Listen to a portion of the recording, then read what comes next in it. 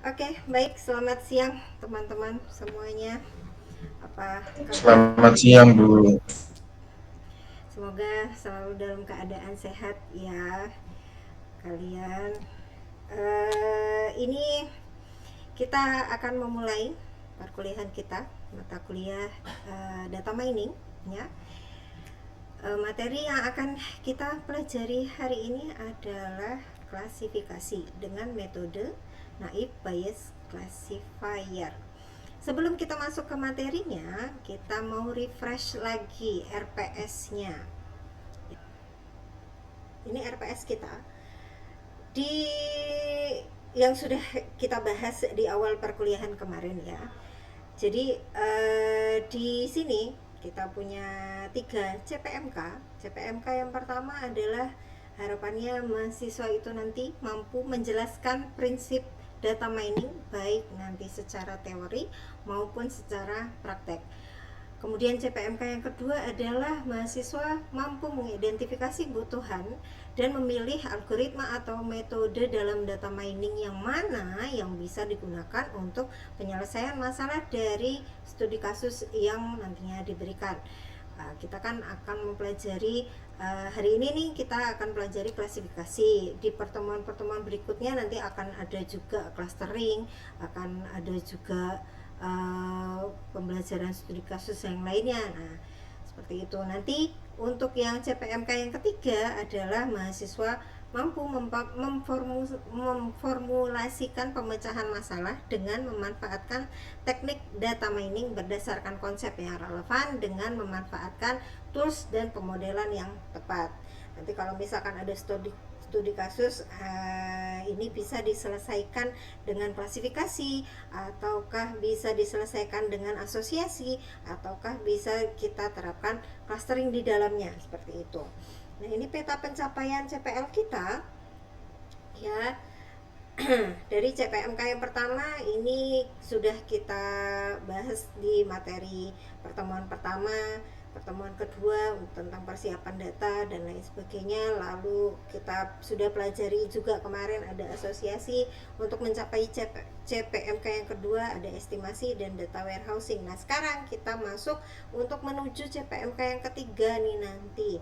Kita pelajari dulu si klasifikasinya. Klasifikasi naive Bayes classification ya. Tujuan dari pembelajaran kita hari ini yaitu harapannya nanti Anda sebagai mahasiswa mampu memahami definisi klasifikasi sebagai salah satu teknik supervised learning di data mining. Nanti harapannya juga Anda bisa mampu menjelaskan perbedaan antara klasifikasi ini dengan teknik lain yang seperti clustering dan asosiasi mungkin yang sudah kita pelajari sebelumnya. Apa sih bedanya? Oh, ini begini seperti itu.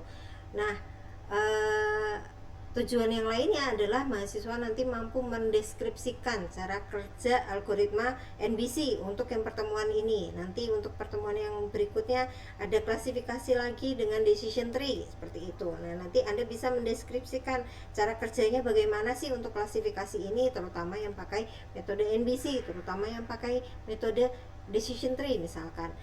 Lalu nanti harapannya juga mahasiswa mampu mengevaluasi si klasifikasinya dengan metrik evaluasi seperti confusion matrix, akurasi, presisi, recall dan F1 score-nya. Itu tujuan pembelajaran kita pada hari ini. Oke. Sebagai pengantar ya, si klasifikasi ini apa sih gitu ya. Klasifikasi ini merupakan sebuah teknik dalam data mining untuk memprediksi kelas dari suatu item. Jadi kita ini ingin membuat model berdasarkan data latih ya. Kita misalkan punya data input yang kita gunakan sebagai data latih, itu dibangkitkan modelnya. Model itu nanti diterapkan ke data testing atau data uji. Nah, nanti digunakan untuk mengklasifikasi data baru yang nantinya akan diproses seperti itu. Gunanya klasifikasi itu bisa untuk memprediksi nilai yang belum diketahui. Contoh pengaplikasiannya seperti persetujuan kredit ya. Misalkan nih Anda ingin mengajukan kredit di bank, biasanya kan ada beberapa syarat untuk pengajuan kredit tersebut. Misalkan ada penghasilan rutin per bulan sekian juta minimal, seperti itu, agar meyakinkan bahwa Anda bisa membayar si pinjaman tersebut tidak tersendat-sendat. Nah, itu kan ada beberapa syarat yang harus disetujui atau tidak disetujui. Seperti itu. Itu bisa kita gunakan teknik klasifikasi data mining ini. Lalu bisa juga digunakan untuk mendiagnosa penyakit. Nah, namanya penyakit itu kan biasanya ada gejala-gejalanya gitu ya. Gejalanya itu apa aja sih? Nah, si gejalanya itu misalkan ada sakit pinggang atau misalkan demam. Sebentar, saya ini dulu.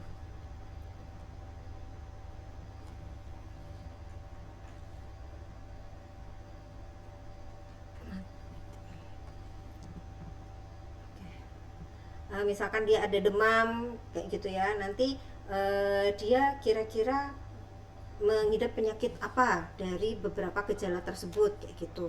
Atau bisa juga digunakan untuk target marketing atau fraud detection ya. Deteksi keanehan ini misalkan kan biasanya manusia orang itu, contohnya nasabah bank gitu ya. Nasabah bank itu punya beberapa kebiasaan. Misalkan dia biasanya kalau belanja di sini hanya habis sekian ratus ribu, belanja di sini hanya habis sekian ratus ribu. Misalkan kok tiba-tiba terdeteksi dia menghasilkan belanja sampai puluhan juta, ini berarti dia atau bukan, dideteksi, kemudian nanti bisa digunakan untuk pengecekan apakah dia benar-benar menggunakan itu ataukah ada indikasi penipuan seperti itu. Misalkan ini di model ini kita punya data latih 4 data yang ada nama, ada IPK semester 1-nya, dan juga ada nilai mata kuliah matematika dasarnya. Ini namanya data latih, itu sudah terklasifikasi. Nah, Mas Budi itu ya dia beneran sudah lulus dan dia tepat waktu seperti itu. Yang namanya Wati ini ceritanya mungkin belum lulus kayak gitu dan sudah terlambat, sudah lebih dari 5 tahun misalkan. Nah, dari data latih ini kita terapkan algoritma klasifikasinya, kemudian kita modelkan classifiernya, kita modelkan klasifikasinya. Misalkan dari data ini bangkitlah model jika IPK semester 1-nya itu lebih dari 3 atau matematika dasarnya itu nilainya adalah A, maka dia akan lulus tepat waktu. Seperti itu. Nah, model data ini kita terapkan ke dalam data testing atau data uji gitu ya. Ke dalam data uji, apakah si dia ini data ada Ahmad, ada Intan, ada Indah, ada Ujang gitu ya. Dia sudah ada nilainya, lulus tepat waktu. Nah, kita terapkan nih, ini udah ada kelasnya nih. Kalau misalkan kita terapkan pakai si model tadi, apakah model tadi itu secara tepat meramalkan kelasnya dia akan lulus tepat waktu. Nah, ini kita lihat yang diberi tanda warna hijau ini, Mbak Intan ini, berdasarkan model tadi kan jika IPK-nya itu lebih dari 3, dia kan sudah memenuhi, atau nilai matematika dasarnya adalah A, dia kan sudah memenuhi nih sebenarnya. Harusnya dia secara model dia lulusnya tepat waktu, tapi ternyata actual kelasnya itu dia tidak lulus tepat waktu. Berarti ada satu data yang miss nih ceritanya. Berarti ini merupakan performanya, seberapa banyak data yang miss, data yang salah klasifikasi itu mempengaruhi performa. Semakin tepat model tersebut memprediksikan kelasnya terhadap data testingnya, berarti semakin baik performanya. Gitu. Nah, untuk proses klasifikasinya nanti baru kita terapkan ke dalam data barunya. dalam data barunya misalkan ada data Tatang. Tatang itu nilai IPK-nya adalah IPK semester satunya adalah 3. Nah, nilai matematika dasarnya itu adalah A, maka dia prediksinya akan lulus secara tepat waktu. Gitu. Kemudian untuk proses pembuatan modelnya kita butuh data latih ya. Butuh data latih untuk membangkitkan proses model klasifikasi. Kemudian kita butuh model testingnya, apakah pemodelan klasifikasi tadi sudah benar memprediksi, baru diterapkan ke dalam data yang belum diketahui kelasnya. Nah, sebelum kita lakukan klasifikasi, kita perlu dulu lakukan data cleaning. Kita preproses datanya untuk mengurangi noise dan missing value-nya. Ya, kalau misalkan ada data yang sangat banyak sekali, ada banyak noise-nya, ada banyak missing value-nya, ya kita perlu bersihkan terlebih dahulu, sama seperti menggunakan beberapa metode yang sudah kita bahas saat preproses data. Lalu kita bisa lakukan juga fitur selection ya, kita pilih beberapa atribut yang kita anggap penting, yang mempengaruhi kelasnya tersebut, atau kita buang beberapa atribut yang tidak terkait atau yang duplikasi. Atau misalkan ada beberapa data yang terlalu bervariasi ya, kita bisa transformasi dulu datanya, kita generalize atau kita normalisasi terlebih dahulu, baru kita terapkan pemodelan klasifikasinya. Nah, sekarang kita masuk ke metode yang akan kita bahas, yaitu NBC. NBC itu apa sih? NBC itu merupakan salah satu metode machine learning yang menggunakan probability atau kemungkinan. Konsep dasarnya adalah teorema Bayes, yaitu merupakan sebuah teorema yang digunakan dalam statistik untuk menghitung sebuah peluang. Bayesian classification. Nih, PHX itu kita bahasa awamnya itu ya, kemungkinan si H ini benar jika atribut-atribut X itu terpenuhi, kumpulan bukan kumpulah. Kemudian probabilitas H itu merupakan probabilitas si H itu yang ada di data yang tidak ada keterikatannya dengan si X tersebut. Jadi seberapa mungkin sih dia masuk ke kelas ini, kayak gitu ya. Misalkan ada probabilitas single jika dia atributnya adalah muka sayu, baju berantakan, dan jalan sendiri. Ini bisa saja nilainya besar. Lalu probabilitas dia non single jika dia punya muka ceria, baju rapi, dan jalan selalu berdua, maka probabilitasnya nilainya akan besar, kayak gitu. Nah, untuk mengetahui probabilitas kemungkinan seseorang itu single atau tidak, itu probabilitas si atribut kelas singlenya sendiri itu kita dapatkan dari jumlah berapa yang single dibandingkan dengan jumlah keseluruhan data yang kita miliki, kayak gitu ya. Nah,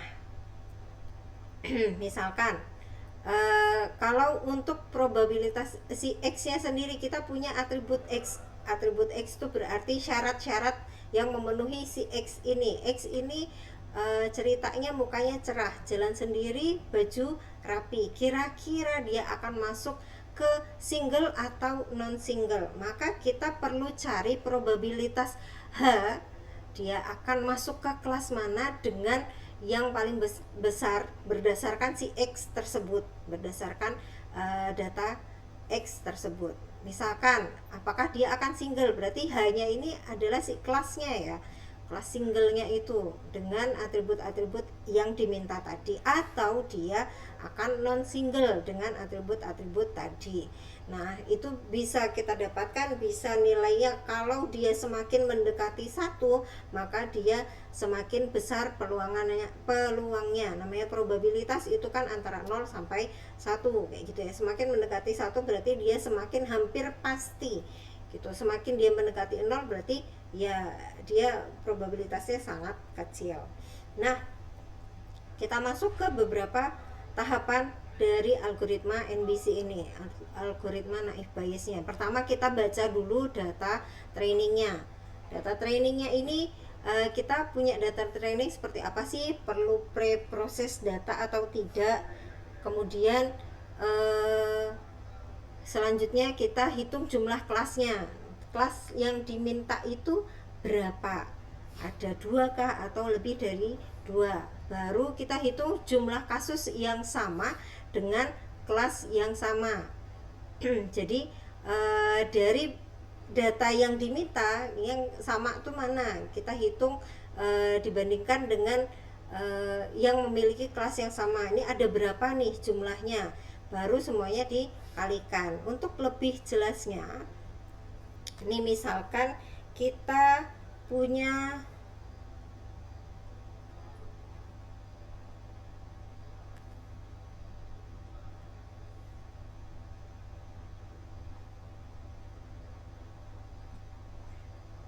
misalkan kita punya dataset, data training untuk jadi data latih.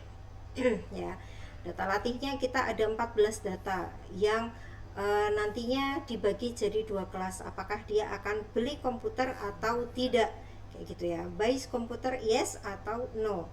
Data yang mau diklasifikasi, data yang mau diprediksi ini age-nya kurang dari sama dengan 30, income-nya medium, student-nya yes, lalu credit rating-nya fair. Nanti perlu kita klasifikasi apakah dia akan beli komputer atau tidak. Pertama kita cari dulu probabilitas kelasnya. Probabilitas kelasnya, dia beli komputernya itu probabilitasnya berapa, tidak beli komputernya itu probabilitasnya berapa. Kita hitung dari data tadi, yang yes itu ternyata ada 9 data dari 14 keseluruhan data yang ada di sini. Berarti probabilitas beli komputer sendiri itu 9/14 atau 0,643. Lalu untuk yang probabilitas tidak beli komputer 5/14 berarti 0,357. Seperti itu. Maka selanjutnya kita perlu hitung dulu probabilitas dari masing-masing atribut yang diminta untuk masing-masing kelasnya. Tadi yang diminta adalah age-nya kurang dari sama dengan 30. Berarti kita cari di data latih ini yang umurnya itu kurang dari sama dengan 30 dan dia beli komputer itu ada berapa. Seperti itu. Nah, yang dia umurnya kurang dari sama dengan 30 ternyata ada 2 data di sini dan dia beli komputer. Dari dibandingkan dengan semua data yang beli komputer, yaitu ada 9 data. Berarti probabilitasnya adalah 0,222. Selanjutnya kita terapkan juga untuk age yang sama, kurang dari sama dengan 30 dan dia tidak beli komputer. Karena ada beberapa atribut di sini, age, income, student dan juga credit rating, maka kita hitung dulu semua probabilitas dari masing-masing atributnya terhadap si kelasnya. Ini sudah didapatkan semua nilainya. Nah, untuk menghitung selanjutnya baru kita hitung untuk keseluruhannya. Jadi kita kan tadi sudah dapat nih untuk yang kelas beli komputer, berarti digabungkan antara yang age-nya, income-nya, student-nya dan juga credit rating-nya. Tadi probabilitasnya berapa aja. Untuk yang beli komputer ada di 0,222, ada dikalikan lagi dengan 0,444 lalu dan seterusnya seperti itu. Hasilnya adalah 0,044. Nah, kita lakukan juga yang sama untuk atribut yang diminta tadi dengan kelas no. Ada berapa sih probabilitasnya gitu ya. Tadi yang di dalam kelas no probabilitasnya masing-masing ada 0,6, lalu 0,4, 0,2 dan juga 0,4 lagi. Hasilnya adalah 0,019. Nah, untuk hasil akhirnya kita perlu kalikan ini tadi, probabilitas X untuk masing-masing kelasnya dibandingkan dengan probabilitas kelas itu sendiri. Seperti itu. Nah, berarti kita perlu kalikan lagi probabilitas yang ada atributnya terhadap kelas tersebut, yang terhadap kelas yes tadi ada di 0,044. Berarti kita kalikan dengan probabilitas si kelasnya itu sendiri, yaitu 0,643, hasilnya adalah 0,028. Kemudian untuk yang tidak beli komputer itu ada berapa sih? Nah, itu kita bandingkan dengan 0,019-nya ini ya, dari kesemua atributnya yang tidak beli komputer ternyata dibandingkan dengan kelas tidak beli komputer itu sendiri 0,357, hasilnya adalah 0,007. Berarti kita lihat, kita bandingkan kelas mana yang punya probabilitas lebih tinggi. Nah, di sini terlihat yang punya probabilitas lebih tinggi yaitu di beli komputer. Kayak gitu. Maka si X ini dia masuk ke dalam kelas akan beli komputer. Kesimpulannya, kalau misalkan dia umurnya kurang dari 30, lalu dia income-nya itu medium dan dia merupakan student, merupakan mahasiswa, dan dia credit ratingnya masuk ke dalam kategori fair, maka kemungkinan besar dia akan beli komputer. Kayak gitu. Ini pada ngantuk ya siang-siang ya. Oke, kita lanjutkan ya. Ini tadi untuk data yang kategorikal. Nah, kalau misalkan kita punya data yang cukup banyak, Bu, dan datanya itu nilainya numerik, gimana ya, Bu? Nah, kita bisa menggunakan bahasa pemrograman. Kita bisa pakai tools ya.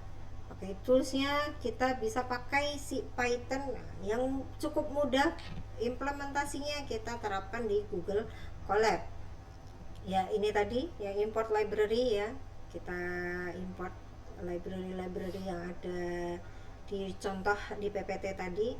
Kita load datasetnya, kita mau ngeload si iris, kita tampilkan data frame-nya, kemudian kita eksplorasi datasetnya. Ini df head ini untuk menampilkan 5 data awal dari datasetnya, kemudian ini adalah info datasetnya. Ini kalau misalkan Anda play saja sampai sini, ini kebetulan saya sudah terlanjur ini saya ini aja, saya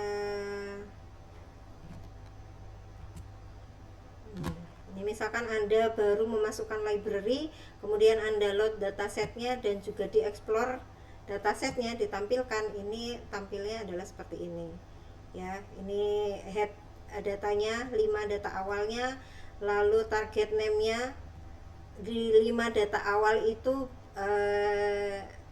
kelasnya adalah setosa semua, tapi sebenarnya di dalamnya ada beberapa kelas. Ini atribut-atributnya ya.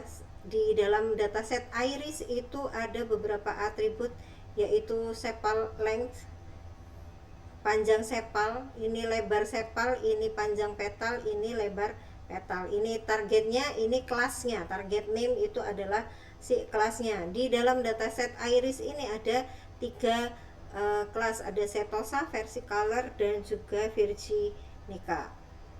Seperti itu. Nah, ini saya kembalikan lagi yang tadi di cut ya. Setelah dieksplor, ini untuk visualisasi si datanya, lalu kita preproses, dan juga ini untuk MVC-nya. Nah, ini visualisasinya. Distribusi kelas dataset irisnya itu dari 150 data, semuanya terbagi jadi masing-masing 50 kelas ya. Ada setosa, versicolor, dan juga virginica. Ini jenis bunganya, ini jumlah datanya. Nah, setelah kita terapkan si NBC-nya, yang NBC di bawah ini ya, naive Bayes classifier-nya kita terapkan model Gaussian NB-nya, lalu dimodelkan, kemudian ditampilkan confusion matrix-nya. Confusion matrix-nya seperti ini ya. Besok akan kita jelaskan apa itu presisi, apa itu recall, apa itu F1 score gitu. Akurasinya adalah 1, berarti dia kira-kira mengklasifikasi NBC ke dalam dataset iris itu punya akurasi 100% kayak gitu. Seperti itu. Nah, ini confusion matrixnya yang masuk ke kelas setosa, ini yang masuk ke kelas versicolor dan juga virginica. Seperti itu. Ini penerapannya. Ini tadi saya lupa menjelaskan, ini kalau misalkan kita menerapkan klasifikasi ke dalam sebuah dataset, kita perlu bagi dulu data latihnya dengan data ujinya. Kita bagi jadi 80-20. Jadi data latihnya itu yang menjadi pembangkit model itu si 80% dari datanya, dan yang digunakan untuk pengujian data itu adalah 20, kayak gitu ya. Ini diterapkan di test size 0,2, berarti data ujinya itu 20% dari keseluruhan datanya. Nah, dari pembagian data latih dan data uji tersebut, itu muncullah performa akurasi 100%. Berarti hampir oke, gitu ya, bisa diterapkan menggunakan data model naive Bayes classifier. Tapi kalau secara kesimpulannya, si NBC ini dia menggunakan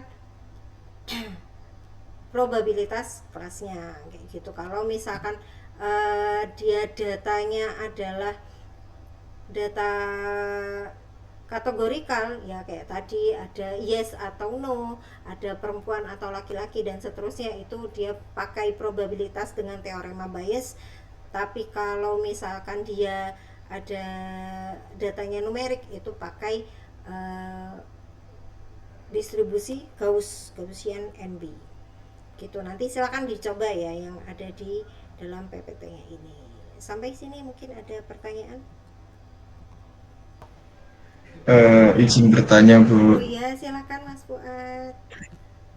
untuk penerapan klasifikasi ini apa terbatas hanya di bahasa Python saja atau bisa di bahasa lainnya juga? Bisa di bahasa lainnya Mas, ada bahasa R. Kalau untuk toolsnya ada WK dan juga ada rapid miner kalau bahasa R-nya. Kalau misalkan ingin mempelajari, karena data mining ini sifatnya sangat luas sekali, Anda bisa explore lagi lebih jauh, kayak gitu. Kalau untuk toolsnya, saya sebenarnya pengen pakai tools yang lain seperti WK atau rapid miner, tapi karena keterbatasan waktu ya, biasanya untuk semoga nanti kedepannya di kurikulum kita data mining itu ada praktikumnya, sehingga kita bisa fokus antara yang teori dengan yang praktek gitu. Jadi kita bisa mempraktekkan langsung menggunakan tools yang khusus untuk data mining seperti WK atau si rapid minernya gitu. Ini karena kita cari yang paling mudah dan paling ringan gitu. Terima kasih pertanyaannya. Apakah cukup menjawab? Terima kasih Bu, sangat terjawab. Ya, baik, yang lain mungkin. Terima kasih untuk kehadirannya pada siang hari ini ya. Semoga materi siang hari ini cukup menggugah keingintahuan Anda lebih jauh lagi tentang data mining, dan Anda bisa terjun ke dunia kerja sebagai data analis, bisa seperti itu. Ya, saya ucapkan sekali lagi terima kasih. Semoga sehat selalu. Selamat siang. Ya, wassalamualaikum warahmatullahi wabarakatuh. Waalaikumsalam warahmatullahi wabarakatuh.